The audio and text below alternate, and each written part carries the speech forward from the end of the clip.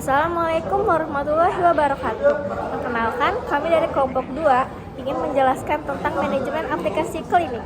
Sebelumnya, izinkan saya memperkenalkan anggota kelompok kami. Yang pertama itu ada saya sendiri, Melinda. Yang kedua ada Ahmad Denu. Yang ketiga ada Muhammad Akil Agra, Ramandika Dava Erlangga, Marceleo dan Marius Noel. Ada Pisca Bastria Azra. Dan yang terakhir ada Faiza Nail Ismail. Yang pertama, apa sih itu manajemen aplikasi klinik? Manajemen aplikasi klinik adalah pengolahan sistem komputer yang digunakan di klinik untuk mengatur data pasien, melayani pelayanan medis agar lebih rapi, efisien, dan aplikasi ini juga membantu untuk petugas klinik dapat mencatat data pasien, mencari data pasien, serta memberikan obat. Yang pertama itu ada fitur dokter. Fitur yang pertama dapat menambah pasien, melihat data pasien, mengubah data pasien, dan yang terakhir adalah menghapus data pasien. Selanjutnya ada hyperlink, flowchart, dan studio code. Ketika diklik, langsung otomatis ke Google Drive. Ini adalah bagian studio code dan flowchart kita.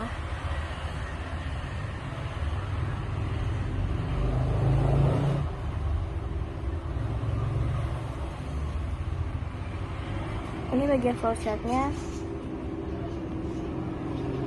dan langsung ke demo tadi. Oke, kita lanjut.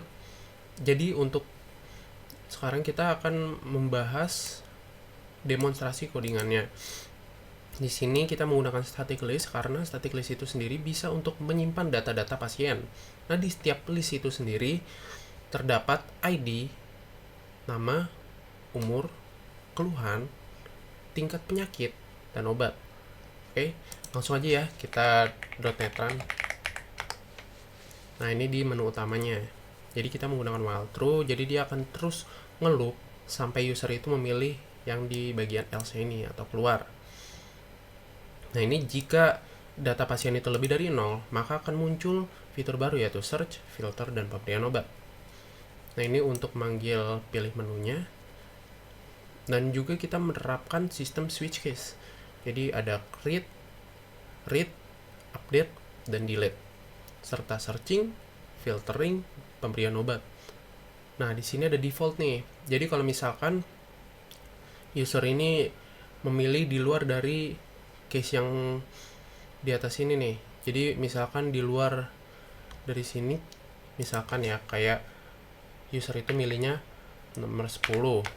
Itu kan pilihan tidak valid, tekan enter. Kalau misalkan user itu milih huruf A, tidak valid.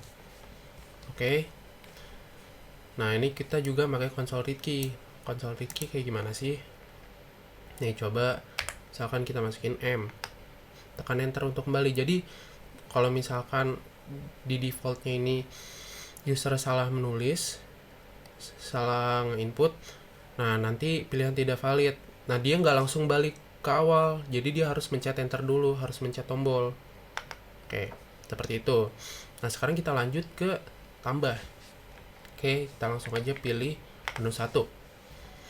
Nah, menu 1 ini ada ID, kita masukkan ID-nya 01. Dan juga namanya Asep. Nah, ini umur nih. Nah, kalau umur ini itu harus angka, gak bisa huruf. Coba ya, kalau kita misalkan nih masukin huruf, misalkan BA, tuh umur harus angka, tekan enter untuk kembali. Oke, kita ulangi lagi ya. Jadi kita coba nulis yang benar. 1.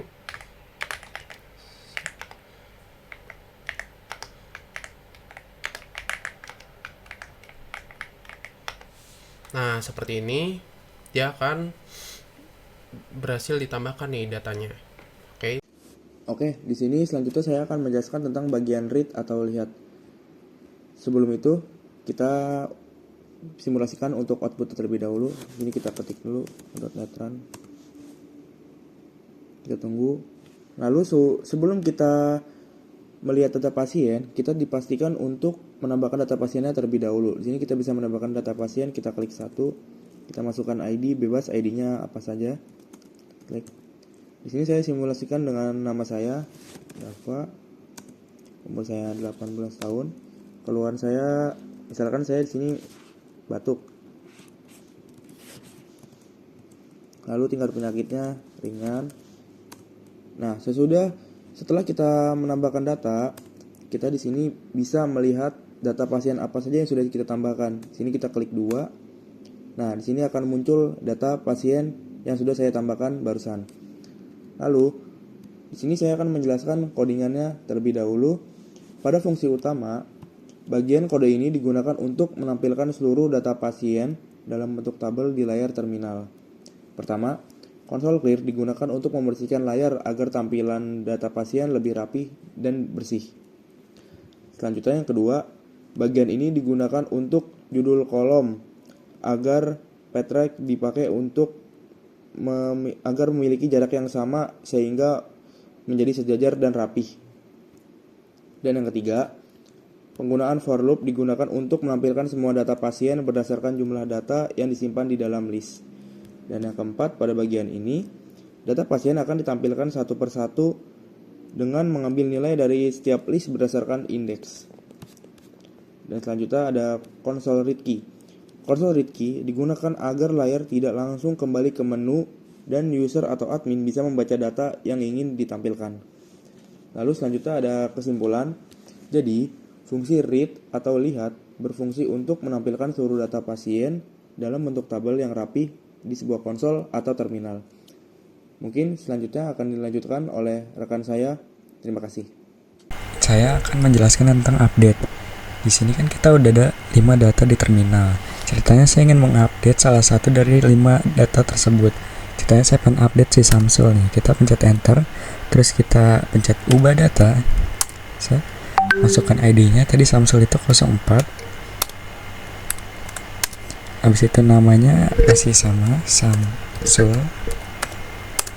Umurnya 67, masih sama. Nah, keluhannya kan tadi batuk berdahak. Coba kita ubah menjadi batuk berdarah. Tingkatan barunya menjadi sedang. Nah, tekan enter kembali. Terus pas kita lihat datanya lagi, nah, si Samsul itu berubah. Yang sebelumnya tadi batuk berdahak yang ringan, sekarang jadinya batuk berdarah, terus tingkatannya jadi sedang. Kalau semisalkan kita kayak ubah, tapi nggak ada, ya tidak ada datanya, kayak 07 kan nggak ada data. Set. Nah, pasien tidak ditemukan. Sekian dari saya, terima kasih. Di sini saya akan menjelaskan bagian delete atau hapus data pasien. Nah, di terminal output ini sudah terlihat ada 5 data pasien. Dari kelima data pasien ini, saya akan menghapus salah satunya. Kita tekan enter dulu. Nah, di tampilan ini kita ketik 4 untuk hapus data pasien. Nah, misalnya kita mau hapus data yang ketiga, maka otomatis ID-nya 03. Nah, data berhasil dihapus. Tekan enter untuk kembali. Misalnya kita mau ngapus dari 5 data itu, dari selain 5 data. Misalnya kita mau ngapus data yang ke-6, kan nggak ada. Bagaimana jika kita mau menghapus data yang tidak ada, data yang tidak kita buat di awal, misalnya 06. Nah, maka data pasien tidak ditemukan. Karena apa? Kita kan hanya membuat data 5 pasien saja, maka otomatis data yang ke-6 nggak ada. Sekian, terima kasih. Jadi di bagian search ini yang pertama itu ada console clear, itu buat biar tampilannya itu bersih dari hasil pencarian sebelumnya. Ada console write, itu buat masukkan ID, nama atau pasiennya. Terus ada to lower, di sini to lower itu biar biar bisa bedain sama huruf besar kecilnya. Terus ada console write line, itu buat masukin ID, nama, keluhan sama obatnya. Kita pakai pembatasnya biar rapi aja. Terus ada bowl, itu dipakai buat ngecek data pasien ini ada atau enggak, termin atau enggak. Terus yang selanjutnya itu ada for IMT. Nah itu ini tuh pengulangan yang dipakai buat ngecek satu persatu data pasiennya yang ada di dalam listnya. Terus ada if itu jadi kalau misalnya ada data pasien atau nama pasiennya itu mengandung kata kunci, jadi bisa langsung ketemu gitu. Nah terus yang terakhir tuh ada console write, itu buat nampilin datanya, data pasien yang cocok. Jadi kalau dipilih, kalau di search itu nomor 5, misalnya dimasukin ID pasiennya 01, nah itu langsung keluar. Nah, jadi di program ini itu ada namanya fitur filtering. Fungsinya yaitu buat nampilin data pasien berdasarkan tingkat penyakit tertentu. Misalnya, kita melihat pasien dengan tingkat penyakit ringan saja atau yang sedang, kita bisa melihatnya tanpa harus baca semua data satu persatu. Cara kerjanya simple, kita sebagai user tinggal memasukkan atau menginput menunya. Di sini kita pilih nomor 6, menu nomor 6.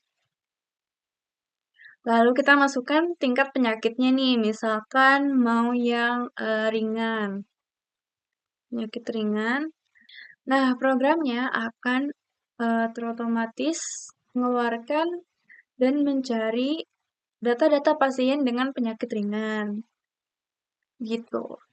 Nah, kalau misalkan kita mencari tingkat penyakit yang tidak ada di kategori ringan, sedang, atau berat, nanti menunya akan mengeluarkan output yang lain.